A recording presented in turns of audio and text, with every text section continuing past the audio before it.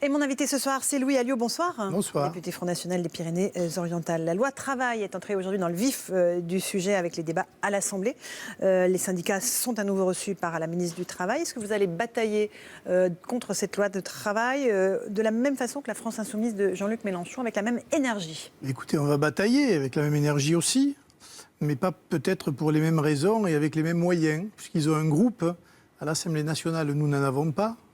Ce qui permet d'ailleurs de dire qu'avec moitié moins de voix, ils ont un groupe à l'Assemblée et nous n'en avons pas. Ce qui est d'ailleurs une curiosité démocratique, mais c'est aussi la démocratie française. Est-ce qu'il y avait beaucoup de monde Il paraît qu'il n'y avait personne dans l'hémicycle cet après-midi. C'est-à-dire c'était surtout l'émotion de rejet. Là. Ça commence, je vais dire maintenant. Donc c'est maintenant qu'on va rentrer dans le vif du sujet de cette loi. Mais dans tous les cas de figure, le gouvernement et Madame la ministre ont décidé de passer en force. Donc il y aura des débats.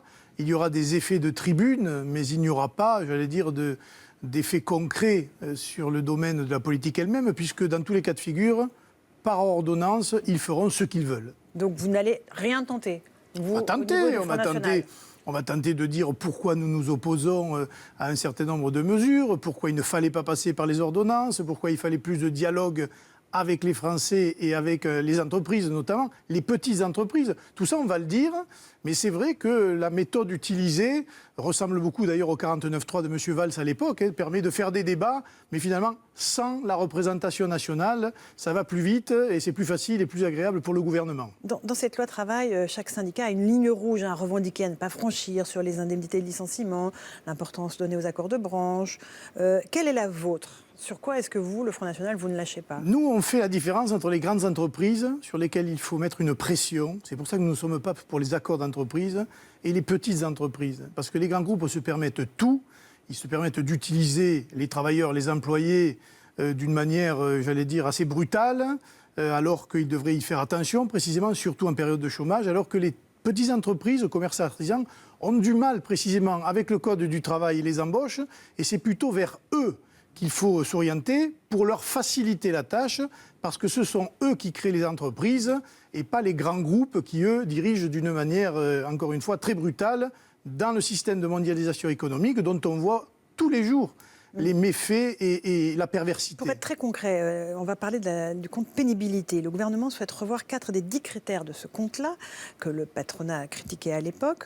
Marion Maréchal Le Pen avait déposé des amendements proposant un autre de supprimer le compte pénibilité. Où est-ce que vous vous situez, nous étions vous, pour la suppression du compte pénibilité et nous étions pour faire des examens médicaux qui permettent précisément de juger des conséquences d'un travail, quel qu'il soit, manuel ou intellectuel, avec des grilles qui permettent d'accéder à un régime de retraite plus facilement ou d'avoir un certain nombre de disponibilités ou d'avantages. Le problème, c'est qu'ils ont voulu créer ce compte pénibilité qui est une contrainte pour les entreprises, encore une fois, et qui va à l'encontre de ce que voulait précisément le chef de l'État la dernière fois, c'était le choc de simplification. Et là, c'est plutôt un choc de complexification, ce qui, évidemment, nuit à la compétitivité des entreprises. Donc l'allègement de ce compte pénibilité, vous êtes plutôt pour? Ça va, si vous voulez, dans le sens de... Mais qui va-t-il avantager? Les grands groupes qui le demandent à M. Gattaz. Vous savez, dès que M. Gattaz parle, je me méfie. Parce qu'on parle toujours du grand patronat, mais on ne parle jamais, je le répète, et c'est là que sont les emplois des PME, des PMI, des très petites entreprises, qui, elles, semblent, j'allais dire, oubliées par les pouvoirs publics. Vous avez déposé des amendements, les députés FN ont Certains de nos députés en commission des affaires sociales ont déposé des amendements. Certains ont déjà été rejetés pour inconstitutionnalité, mais ils les défendront, je crois, dans la soirée. Madame Pénicaud, la ministre du Travail, peut-elle mener à bien cette réforme alors qu'elle est visée par l'ouverture d'une information judiciaire pour favoritisme dans le dossier Business France? 2 poids, 2 mesures, selon que vous serez... Voilà, c'est exactement le cas de figure. Elle est dans cette affaire qui, à mon avis, puisqu'il y a eu une enquête qui démontre un certain nombre de choses mises en cause, moi je pense que si elle devait s'appliquer la jurisprudence Bayrou, elle ne devrait plus être là. Mais comme elle est aux avant-postes pour défendre cette loi travail, je pense qu'elle ne démissionnera pas. Mais je montre aux Français que quand on s'appelle Fillon qu'on s'appelle Front National, qu'on s'appelle un certain nombre d'autres personnalités qui ont été mises en cause, tout de suite, il y a qu'on pourrait dire, une fuite en avant médiatique qui cloue au pilori des hommes politiques pour des choses qui n'ont pas encore été prouvées. Là, il y a des choses qui ne sont toujours pas prouvées, mais elle est mise en cause. Eh bien, elle reste au gouvernement et personne ne dit rien, ou très peu. Je trouve que cette règle des 2 poids 2 mesures est en train, précisément, de ne pas aller vers la crédibilisation du gouvernement et de l'action politique de M. Macron. Un dernier mot sur cette loi travail. Est-ce que le Front National pourrait protester dans la rue ou pas? Ou c'est impossible? C'est pas du tout dans la culture du parti? C'est pas une histoire de culture du parti. Les syndicats en France ont confisqué le domaine de la contestation des lois du travail dans la rue. Si nous allons demain défiler avec les syndicats... Avec Jean-Luc Mélenchon.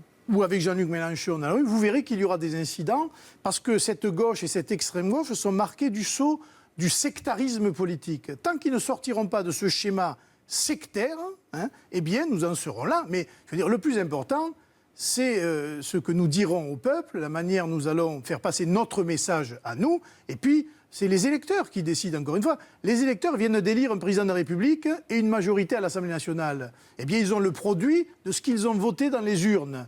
Il y aura des contestations sociales et aux prochaines élections, on fera le compte entre les promesses qui ont été tenues et celles qui ont été abandonnées. Est-ce que vous avez été surpris ce matin en entendant que Matignon, le gouvernement, avait fait un revirement total sur la date de la mise en place de la réforme de l'ISF et de la taxe d'habitation? Non, parce que, en fait, notre 5e République aujourd'hui, c'est le président qui est élu, c'est lui qui gouverne. Le Premier ministre est un fusible. Il peut aller, il a une certaine liberté d'action, mais dès qu'il dépasse les bornes qui ont été fixées par le président, c'est le président qui fait les arbitrages et qui décide. C'est aujourd'hui, et ce n'est pas la lettre de la Constitution, mais c'est en tout cas la pratique, donc ça ne m'étonne pas. Et je pense que M. Édouard Philippe avalera beaucoup plus de couleuvres à l'avenir, parce qu'effectivement, je pense que sur certains sujets, il n'a pas, à mon avis, la même vision que M. Macron et même que sa majorité parlementaire. Mais sur le fond, est-ce que c'est une bonne chose d'avancer ces réformes, notamment celle de la taxe d'habitation, qui va alléger évidemment la facture pour un certain nombre de ménages? On verra, puisque le Premier ministre a dit non, le Président a dit oui, mais la dette de l'État français, elle reste. Nous sommes toujours à 2200 milliards de dettes, les comptes publics sont dans le rouge, le rapport de la Chambre de la Cour des comptes est apocalyptique. Je ne vois pas, moi, comment aujourd'hui, dans l'état des comptes de la nation, ils pourraient trouver les réserves permettant de faire ce qu'ils veulent faire, à moins de rogner sur un certain nombre de ministères, et notamment le ministère des Armées précisément, où malheureusement ce ministère est aux avant-postes. Nous sommes en état d'urgence, l'armée est dans nos rues, et sur des théâtres d'opérations extérieures, l'armée a besoin de moyens, et je ne vois pas comment il pourrait rogner sur les crédits des forces armées. On est à quelques jours du 14 juillet, évidemment. En plus. Vous montez déjà au créneau avant même, effectivement, qu'il y ait... Oui, parce qu'on l'a entendu. Ils ont gelé 2,3 milliards de crédits avant la législature. Et on apprend par les échos, je crois, de ce matin, qu'ils comptent encore rogner 870 millions sur le budget des armées. Or, le budget des armées n'en peut plus, les forces armées sont déjà à bout, et je pense que ce serait un drame si nous continuions dans cette voie. Le Front National va tenir les 21 et 22 juillet un séminaire sur sa refondation. Les adhérents seront consultés probablement au mois de septembre. Sur quoi est-ce qu'ils seront consultés exactement? Sur la ligne politique? Surtout. Sur la question de la sortie ou non de l'euro? Tout sera remis à plat? Tout sera remis à plat, sur les structures, sur le programme, sur un certain nombre sur le nom, sur un certain nombre de mesures qui seront débattues lors de notre séminaire. Et puis, c'est à eux de juger. Vous savez, nous sommes un parti démocratique et c'est la majorité des adhérents qui décidera de ce qu'elle veut pour l'avenir. Mais je pense que voilà, tout sera sur la table et tout sera transparent pour tout le monde. Est-ce qu'il y a urgence pour vous à clarifier le point de la sortie ou non de l'euro? Mon avis, c'est un faux problème, l'euro. Beaucoup de mes amis se sont engouffrés dans la brèche de l'euro ou pas euro. Le problème, c'est quelle construction de l'Europe nous voulons. Voilà. Est-ce que nous voulons une Europe des nations, une confédération d'États, avec des coopérations, une Europe des projets, une Europe à la carte, ou est-ce que nous voulons une Europe fédérale, c'est-à-dire la construction d'un nouvel État, Europe, à l'image des États-Unis d'Amérique, ce qui n'est plus du tout la même chose. Pour l'instant, nous sommes entre deux. Et dans cette construction européenne, il y a l'aspect juridique et il y a l'aspect économique et monétaire, et c'est à ce moment-là qu'il faut bien décider. Donc c'est intimement lié, les deux notions sont intimement liées. C'est à ce moment-là qu'il faudra décider, expliquer aux Français les raisons du choix qui sera fait dans les mois qui viennent. C'est une façon de minimiser les bisbilles avec Florian Philippot sur ce secteur-là, sur ce dossier-là? C'est pas des bisbilles, voilà, il y a un débat. On est d'accord, on n'est pas d'accord. Certains le portent avec avec vigueur, d'autres pas. Moi, je pense que ce n'est pas très grave. On a passé des élections présidentielles et législatives qui ont été exténuantes pour beaucoup. Voilà, il y a eu quelques mots malheureux dans la presse.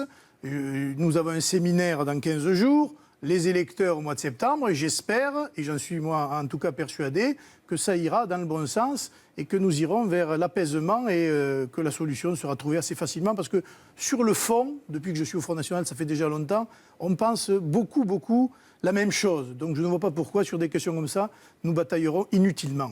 Vous avez été choqué que Florian Philippot ait dit aux journalistes « Marine Le Pen a besoin de vacances, j'attends qu'elle redevienne elle-même ». Oui, ce n'était pas très élégant de sa part, sachant que Marine a mené une campagne présidentielle très difficile, très dure, qu'elle a enchaînée par une élection législative qui a été aussi très prenante. Et c'est vrai que ce n'était pas très amical, mais ce n'est pas non plus quelque chose de gravissime dans la mesure où, encore une fois, tout le monde a été, sur le front, aux avant-postes pendant cette élection présidentielle législative. Voilà, ça reste un mot, ce n'est pas un bon mot. Et espérons qu'à l'avenir, ce soit autre chose. Il est vrai qu'elle a rétorqué, oui, les vacances, lui, il les a prises pendant sa campagne législative. Exactement, voilà. Il y a eu la réponse du berger à la bergère. Voilà. Ou la bergère au berger, plutôt. Il aurait dû être plus présent sur le terrain, donc. Chacun juge. Marine Le Pen, après son échec à la présidentielle, va garder la tête du parti. Elle le souhaite. Elle souhaite s'inscrire dans la durée sur le Front National. Elle est le liant du parti. Elle est celle qui fait aujourd'hui l'unité du Front National et du Rassemblement Marine.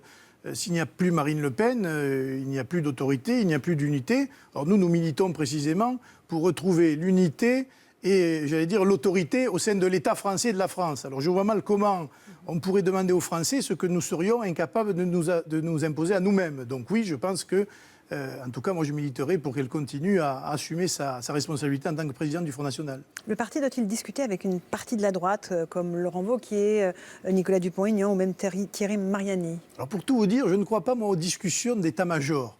Parce qu'il y a beaucoup de dogmatisme là-dedans, beaucoup d'interdits, etc. En revanche, je pense qu'à l'échelle locale, beaucoup d'élus municipaux, d'adjoints, de maires même de petites communes sont disposés, eux, à discuter pour les échéances à venir, parce qu'ils voient bien que nous ne sommes séparés par rien dans les idées sur le terrain, sur la sécurité, sur l'immigration, sur la baisse des impôts, sur le protectionnisme intelligent, sur le refus de la concurrence déloyale qu'il y a avec un certain nombre d'autres pays. Sur tout cela, ils sont d'accord. Alors pourquoi ne pas précisément discuter sur les municipales notamment de contrats de gestion ou d'accords qui ne tiennent pas compte de ce que veulent les états-majors. Parce que tout ce qui vient de Paris, c'est vrai en général, est un blocage aux avancées que nous pouvons avoir localement sur le terrain. Avec une autre étiquette que celle du Front National qui continue à véhiculer un certain nombre d'inquiétudes. Ce sera tout le débat de la rentrée, enfin de notre séminaire puis de la rentrée. Mais je crois que c'est effectivement aujourd'hui un débat très important pour l'avenir de notre formation politique. Vous avez déjà réfléchi à un nouveau nom? Les Non. Patriotes? Non, enfin, le Patriote sera sûrement dans la corbeille, mais il y en aura d'autres. Mais très honnêtement, je n'ai pas encore d'idée arrêtée sur la question. Un mot de vos meilleurs ennemis, les Républicains, qui demain doivent en bureau politique décider du sort de ceux qu'ils doivent exclure ou ceux qu'ils doivent conserver. La droite est en piteux état? La droite est en face de ces contradictions, mais ça fait longtemps. Qu'entre la ligne de Mme Kosciusko-Morizet, par exemple, et la ligne de M. Wauquiez ou de M. Ciotti ou d'autres, si vous voulez, il y a un gouffre. Donc c'est peut-être la clarification qui sera faite, mais effectivement, je pense qu'à un moment donné, vous ne pouvez pas être en désaccord avec le sens profond de votre ligne politique. Vous ne pouvez pas être à gauche et à droite en même temps et défendre au sein d'un même parti des lignes totalement différentes. Je pense que le soutien au gouvernement de M. Macron aujourd'hui fait partie de ces lignes de fracture, parce que ces gens-là ont menti à leurs électeurs. Ils se sont fait élire avec une étiquette qui prônait une opposition au gouvernement, et ils se retrouvent aujourd'hui installés dans les fauteuils de députés, au bénéfice ou pas, on verra d'ailleurs, du gouvernement de M. Macron. Un dernier mot sur ce qu'on a appris, ce dîner à l'Élysée entre Nicolas Sarkozy et Emmanuel Macron le 5 juillet, ça vous surprend? Non. Les deux sont un peu people, les deux sont un peu showbiz, ont des amis partout dans le showbiz. Ils se ressemblent beaucoup finalement, je trouve, moi, et puis bon, c'est quand même un ancien président de la République et il n'y a pas matière à être choqué par le fait que le président de la République actuel reçoive un ancien président de la République pour évoquer je ne sais quoi. Merci beaucoup, Louis Alliot, d'être venu ce soir sur CNews. Dans un instant, c'est le débat sur CNews avec les éditorialistes. À tout de suite.